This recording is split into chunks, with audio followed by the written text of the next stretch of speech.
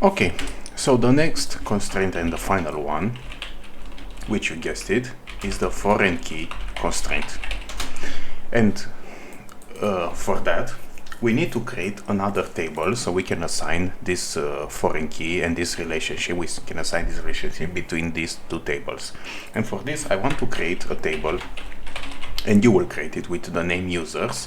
And I want to have these columns: ID, which should be a primary key, name, which should be not null, and email, which should be unique and not null, and also it's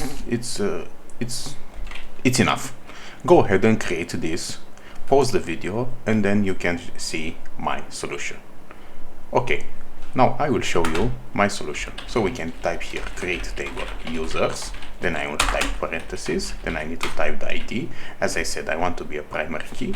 I can use this data type integer, primary key, then I will type name, and this should be a varchar. I can specify 255 to have this limit, but it's not mandatory. And now I can type the not null check, and then I can type email, which should also be a varchar 250, and I can type the unique not null constraint. And it's very straightforward. I can type here this semicolon and create table users. Now I will type here refresh, and you can see I have here this table users created for me. And now I want to specify in my course, because a course should belong to a specific user. This is a relationship many to one, right? Because a course can only have one particular user that can be assigned to, but a user can have multiple courses. So naturally the users is the parent and the course is the child. So on the child you will specify the foreign key relationship. So let me go here and I will type, how should I specify? I can type users, the table name, and .id. And now I need to specify the relationship between this column and this column. I want to specifically tell Postgres, hey, this column has a relationship with this column. And I'm not the command is not this, it's not this straightforward. It's references like this. And now the general syntax is something like this: the table name and the column name you want to reference. So in our case, table name should be users and the column name should be ID. And now I will create this table. References. Okay, I need to specify the data type. Okay, I need to specify this this comma.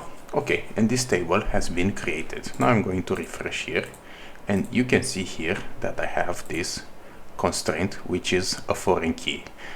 Postgres has automatically created for me this constraint with this name. Now, as usual, you can specify the constraint name and your custom name, but it's not mandatory. And now let's try this out. For this, I'm going to insert in my users table a value. Let's type 1, and I will type here my name.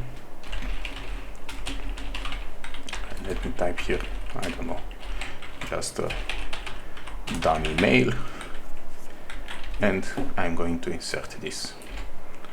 And now here, let's see the column. Okay, it's after this. Let me type here 10 and also null, and let's see what happens. Okay, I have this duplicate because of this. Let me type here 2.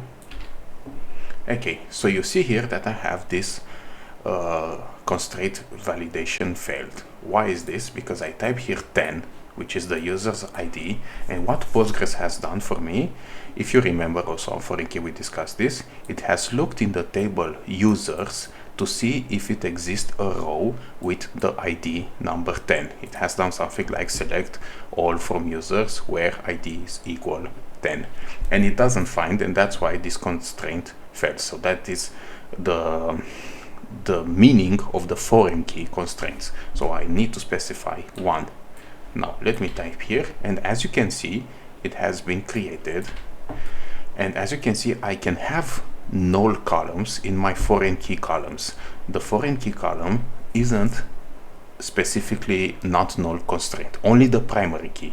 Why is that? Because it's not mandatory that a curse should have a user. Now in application, real application scenario, you will want this. When you create a curse, you need to also have a user. In our case, an instructor, but it's also a user.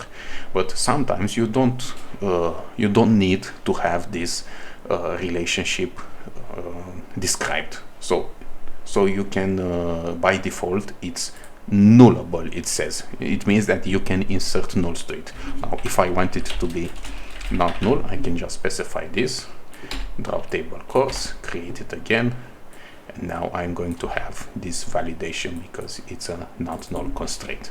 And as you can see, I have typed 1, select all from course, and as you can see, these two courses belong to the same users because it's a many-to-one relationship. Now that's all about constraints. The most common one you will use is basically this 4. You can use this check constraint and you can see the power of it, but this is basically the most common ones, specifically the primary key and the foreign key constraint, but also the not null and unique constraint.